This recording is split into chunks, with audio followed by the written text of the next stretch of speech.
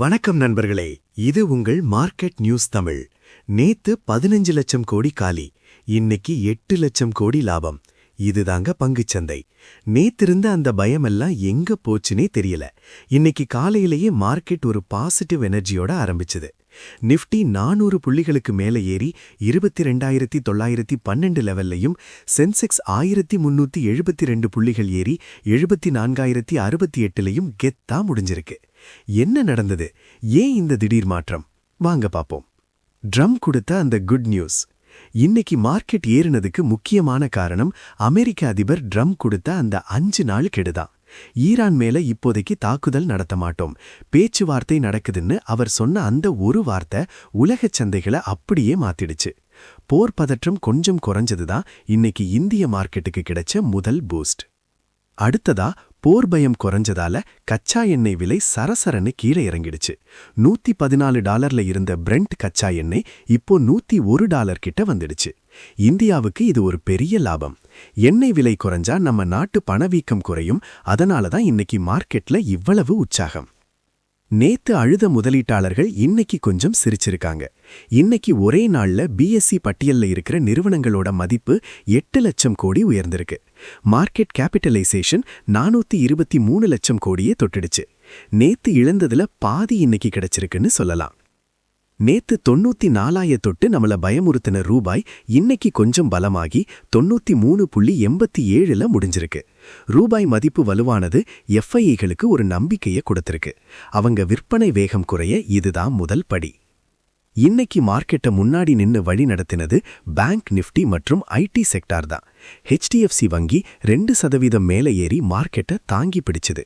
அது மட்டும் இல்லாம எல்என்டி மற்றும் பஜாஜ் ஃபினான்ஸ் போன்ற ஹெவி வெயிட் பங்குகள் 5% வரை ஏறி வேற லெவல் பர்ஃபார்மன்ஸ் கொடுத்திருக்கு. இன்னைக்கு ஹீரோ யாருன்னு பார்த்தா இண்டிகோ தான். எண்ணெய் விலை குறைஞ்சதுனால ஏவியேஷன் செக்டார்ல இண்டிகோ 5.5% மேலே ஏறிடுச்சு. அதுக்கப்புறம் எல்என்டி, பஜாஜ் ஃபினான்ஸ் மற்றும் ஏஷியன் பெயிண்ட்ஸ் போன்ற பங்குகள் எல்லாமே 4% முதல் 5% வரை லாபத்தை கொடுத்திருக்கு. மார்க்கெட் இவ்வளவு ஏறினாலும் சில பங்குகள் இன்னைக்கு சொதப்பிடுச்சு. குறிப்பா கோல் இண்டியா 3% வரை சரிஞ்சு லூசர்ஸ் லிஸ்ட்ல முதல்ல இருக்கு. பவர் கிரிட் மற்றும் அதானி என்டர்பிரைசஸ் போன்ற பங்குகளும் இன்னைக்கு அந்த அளவுக்கு சோபிக்கல. நண்பர்களே, இப்போ மார்க்கெட்டோட முதுகெலும்பான அந்த எஃப்ஐஐ மற்றும் டிஐஐ டேட்டாவை பார்ப்போம். எஃப்ஐஐ, எஃபிஐ வெளிநாட்டு முதலீட்டாளர்கள் இன்னைக்கும் மார்ச் 24 விற்பனையை குறைக்கல. அவங்க சுமார் 6,436.77 கோடி ரூபாய்க்கு நிகரமா நெட் செல் பங்குகளை வித்து வெளியேறியிருக்காங்க.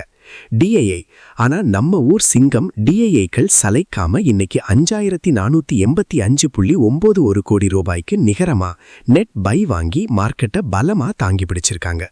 ஒட்டுமொத்தமா என்எஸ்சி மற்றும் பிஎஸ்சி ரெண்டையும் சேர்த்து பார்த்தோம்னா எஃப்ஐஐக்கள் 8,009.56 கோடி அளவுக்கு வித்திருக்காங்க. இது ஒரு எச்சரிக்கை மணிதான். மார்க்கெட்ல இன்னைக்கு நடந்த ஏற்றத்துக்கு இன்னொரு காரணம் ஷார்ட் கவரிங். எஃப்என்டோ எக்ஸ்பைரி வர்றதால நேத்து வரை வித்து வச்சிருந்தவங்க இன்னைக்கு அவசரமா வாங்க ஆரம்பிச்சது மார்க்கெட்டை இன்னும் வேகமா மேல கொண்டு போயிடுச்சு. நிஃப்டி இப்போ 22,900க்கு மேல க்ளோஸ் ஆகியிருக்கு. சப்போர்ட் 22,800 மற்றும் 22,650 ரொம்ப முக்கியம். ரெசிஸ்டன்ஸ் 23,175 தாண்டினா மட்டும்தான் முழுமையான கான்ஃபிடன்ஸ் வரும். அதனால இன்னும் முழுசா ஆபத்து நீங்கள, கொஞ்சம் ஜாக்கிரதையா இருங்க. சோ நண்பர்களே, மார்ச் 24 ஒரு சூப்பரான கம்பேக் கொடுத்திருக்கு.